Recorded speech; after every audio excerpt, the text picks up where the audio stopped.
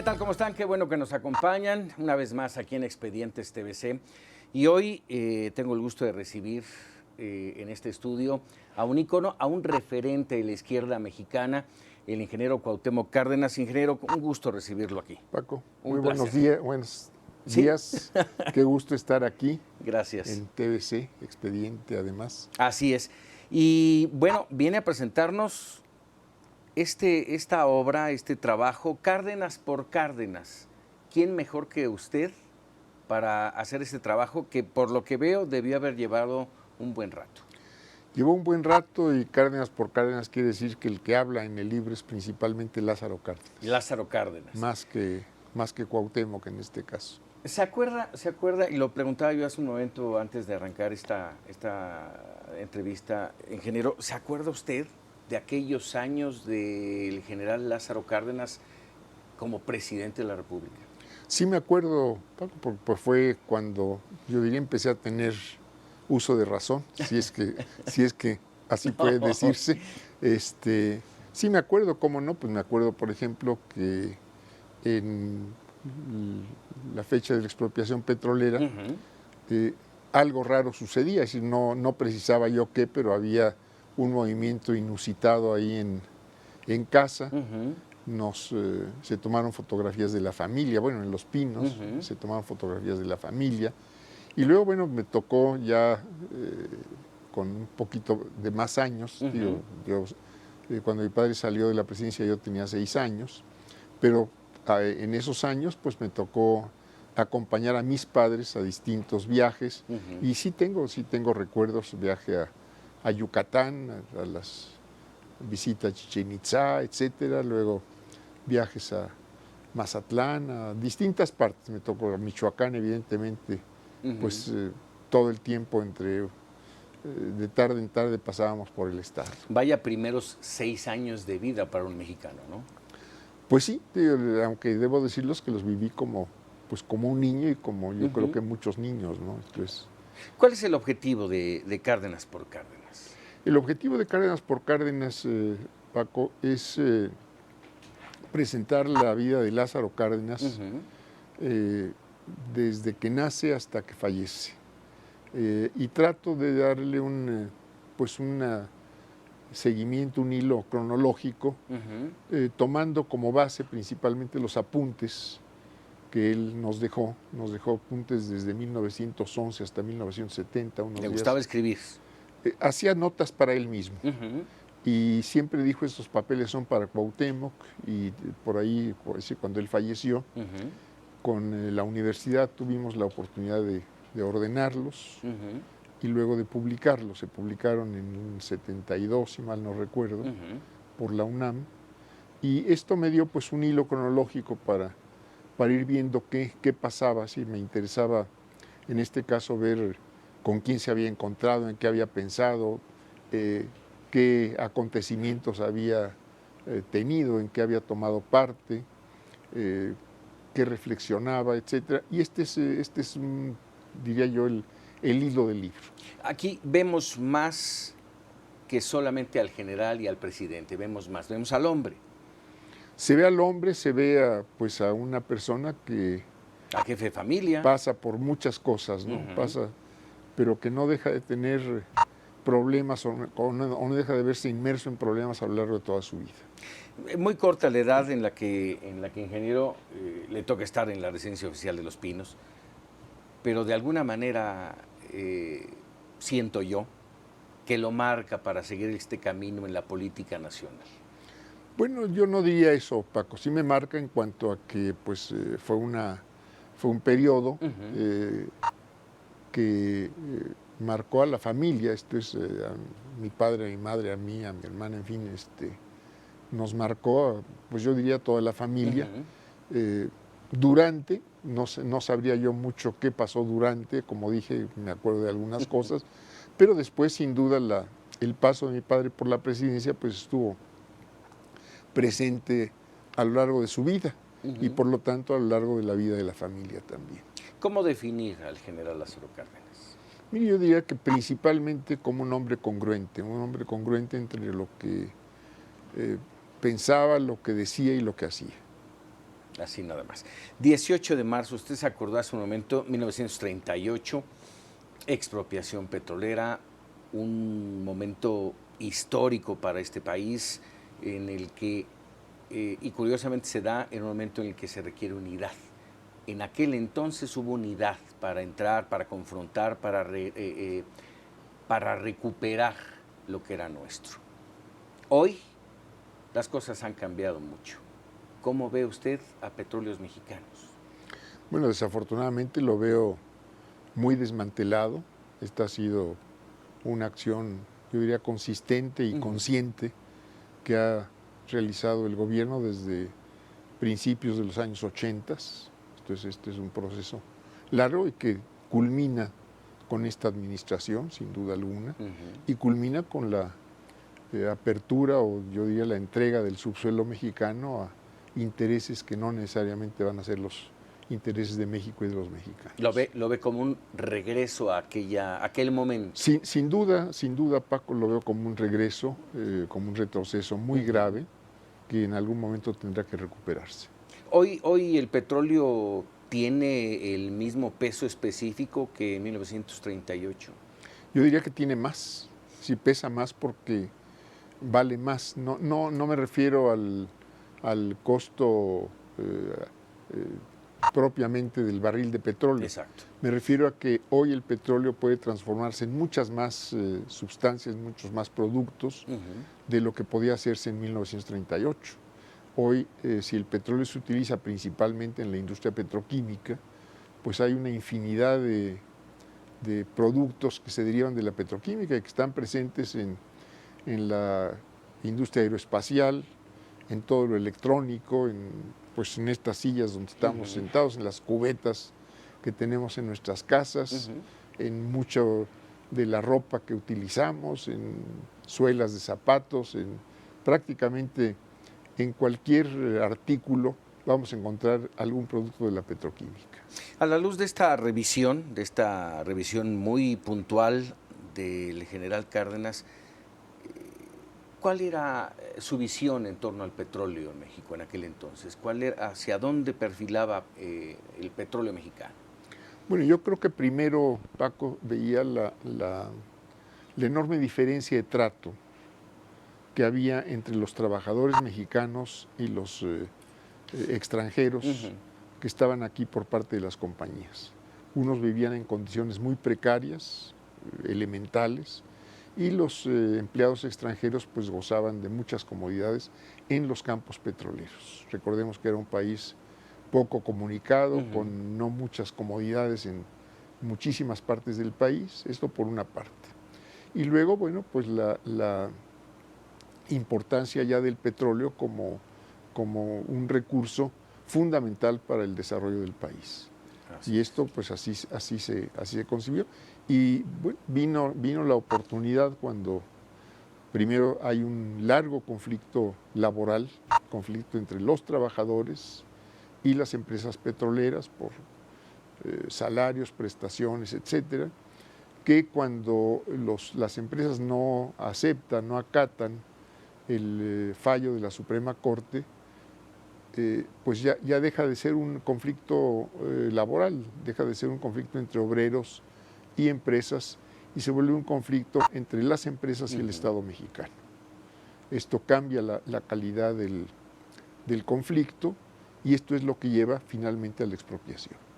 Hoy, casi 80 años después, ¿qué falló? Bueno, yo diría que no falló, falló el abanico de fuerzas políticas dominantes en el país. Hoy dominan muchas de aquellas fuerzas que se opusieron a la expropiación y hoy están presentes justamente en el gobierno mexicano, que nos llevó a estas llamadas reformas estructurales que culminan con la reforma de los artículos 25, 27, 28 en diciembre de 2013. Así es, eso es lo que falló y sigue fallando. Y sigue fallando y habrá que recuperarlo. ¿Hay posibilidades de recuperarlo? Pues sí hubo posibilidades en 1938, que teníamos un país más pobre, con menos tecnología, con menos educación. Seguramente hay oportunidad de recuperarlo en el futuro. Gobernador de Michoacán, jefe de gobierno del distrito, el primero electo, 3 veces en campaña, una tuve el gusto de acompañarlo, Sí. en la primera de ellas en el 88. Hoy, ¿cómo podemos ver la política mexicana, ingeniero? Bueno, la podemos ver con mucha preocupación por el deterioro del país, deterioro económico, político y social. Entonces tenemos más de la mitad de la población en condiciones de pobreza, tenemos una enorme desigualdad social, una economía que no crece, una economía que apenas tiene un pequeñísimo saldo positivo en el aumento del Producto Interno, muy bajo para las necesidades del desarrollo del país, un país dominado en buena parte por la inseguridad y la violencia, con presencias crecientes de los grupos delincuenciales, del narcotráfico y otros. En fin, yo veo este fuerte deterioro y ahora además con las presiones que se derivan del nuevo presidente de los Estados Unidos, que Así también es. pues, hace más difícil el desarrollo del país y seguramente nos va a generar nuevos conflictos sociales y económicos. Ingeniero, vamos a hacer una pausa, regresamos con esta charla y vamos a entrar a esto que acaba usted de mencionar, el México de hoy, las grandes deudas que tiene el gobierno con los mexicanos y el futuro, ¿le parece? Sí, cómo no. Vamos a hacer una pausa, regresamos, no le cambie, estamos aquí en Expedientes TVC, Cárdenas por Cárdenas, no se lo pierda. Exigir que la corrupción empiece a barrerse de arriba para abajo. Gracias por continuar con nosotros aquí en Expedientes TVC. Estamos platicando con el ingeniero Cuauhtémoc Cárdenas sobre este libro y sobre muchas cosas más de lo que pasa en nuestro país. Cárdenas por Cárdenas, de Editorial Debate.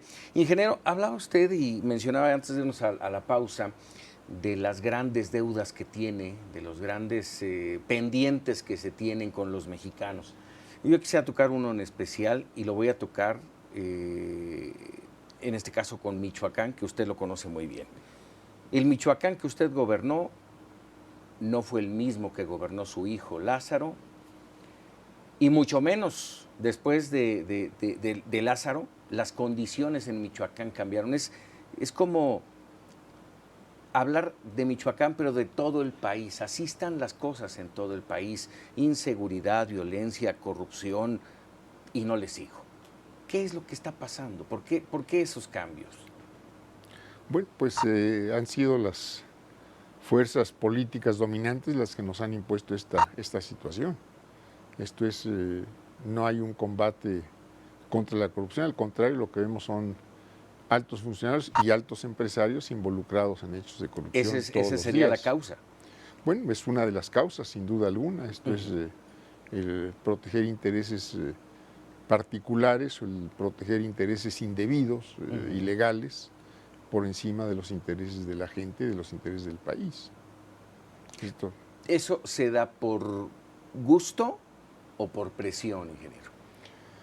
Pues se da por, yo diría, porque tenemos delincuentes en un lado y en otro. Esto es, para que haya un hecho de corrupción, tiene que haber alguien, en este caso, dentro de una institución y fuera de esa institución, en este caso, dentro del gobierno y fuera del gobierno. Entonces, si no, no hay con quién hacer estos desarreglos, yo no diría arreglos, sino desarreglos, ¿no? En la época que usted fue gobernador en Michoacán, ¿recibió algún tipo de presiones por parte de la delincuencia?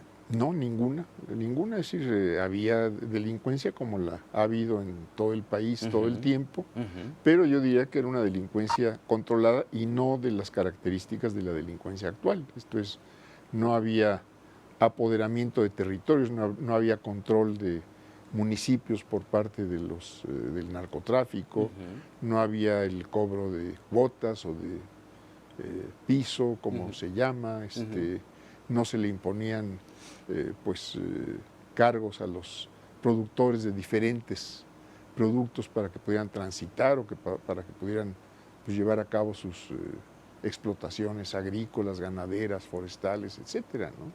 Eso no lo veíamos.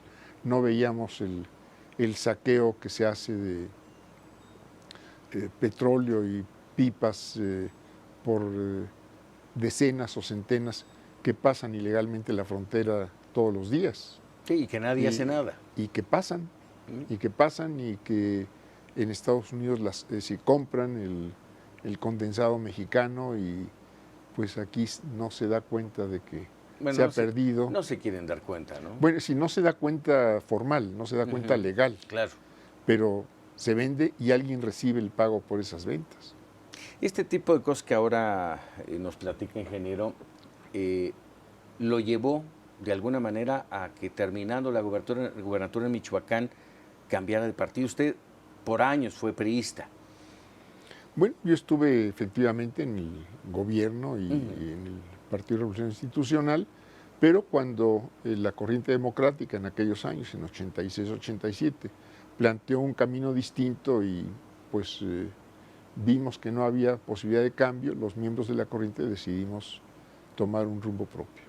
Aquella corriente democrática que es el antecedente del PRD. Así es. Y que junto con Porfirio Muñoz Ledo compaginan y fundan. Hoy ha cambiado mucho. ¿Usted sigue siendo el líder moral o así al menos lo vemos muchos como el líder moral del PRD? Yo ya no estoy en el PRD. ¿Cómo lo ve? Bueno, yo veo que hace falta en los partidos más definición, más propuestas, más firmeza en defender sus posiciones en términos generales, y mucho trabajo de base que no se ha hecho, mucho trabajo para crecer territorialmente que me parece que no se ha hecho para organizar, para tener núcleos organizados por distintas partes del país. Y esta forma de crecimiento, al lado de Andrés Manuel López Obrador en un principio y ahora ya salió también del PRD, ¿hacen a la izquierda mexicana débil?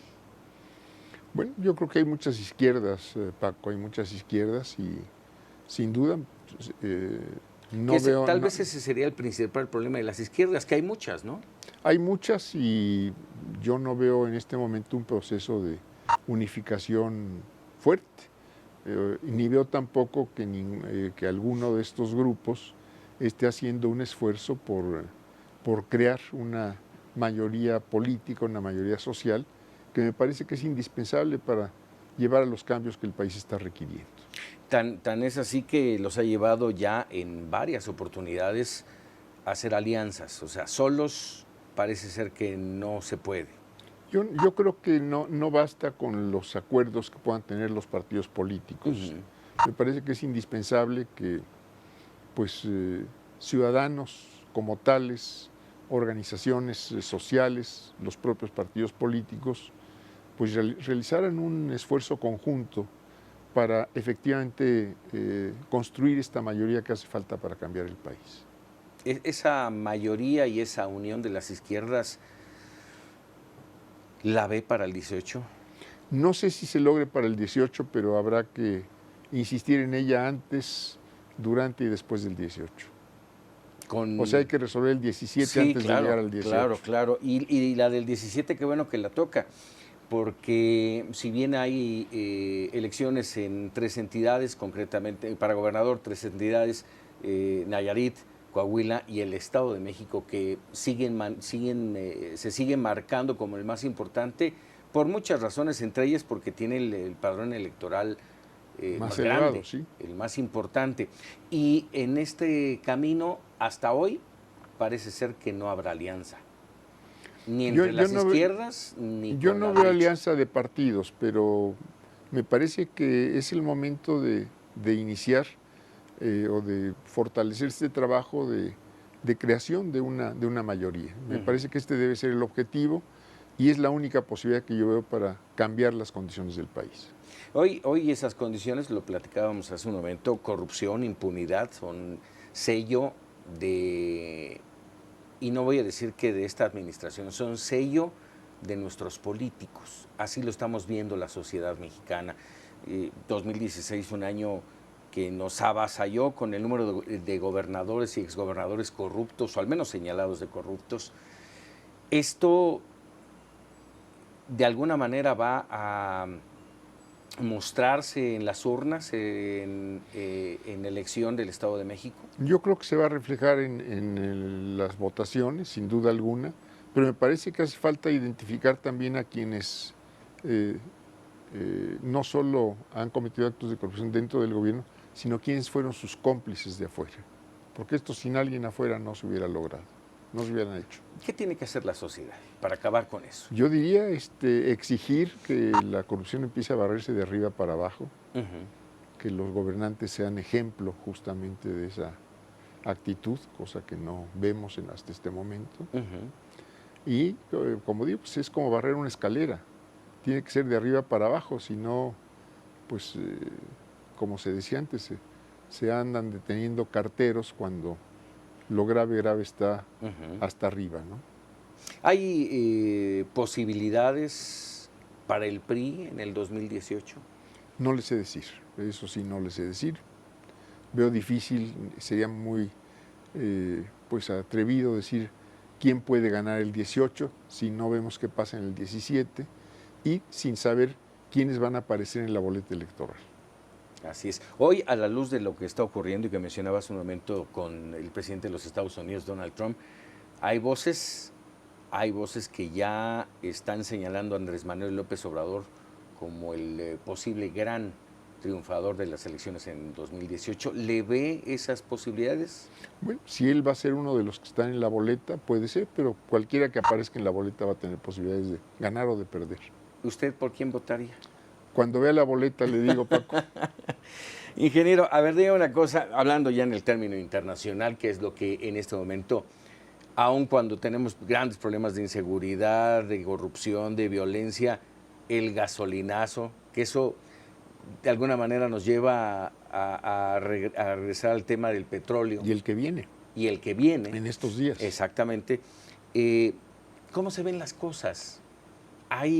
Vamos, ahora que menciona esto del que viene, ¿sería el momento oportuno de mantener ese aumento? Decir, espérense tantito, vamos a ver que las cosas tomen de nuevo su nivel.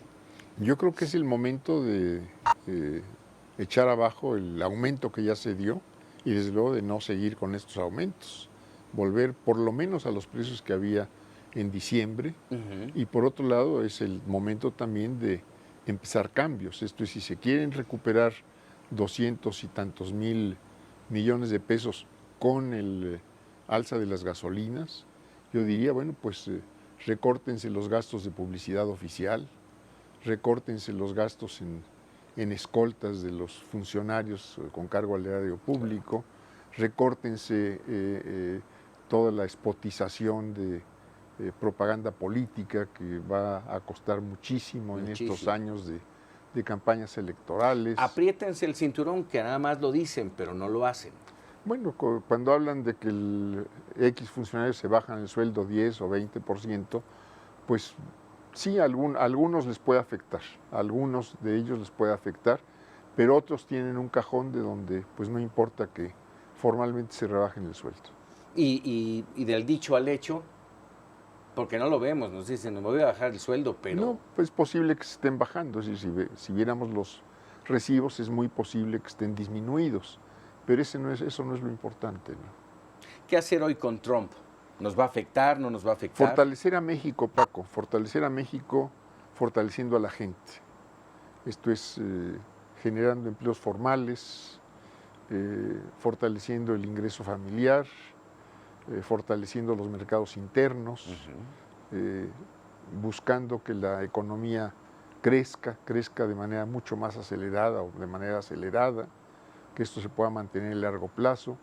Y bueno, sin duda un combate serio y a fondo contra la corrupción y contra la delincuencia. ¿La respuesta del gobierno mexicano ha sido la esperada en tiempo y en forma? Mire, me parece que fue correcto el que el presidente no haya ido a Estados Unidos en este momento.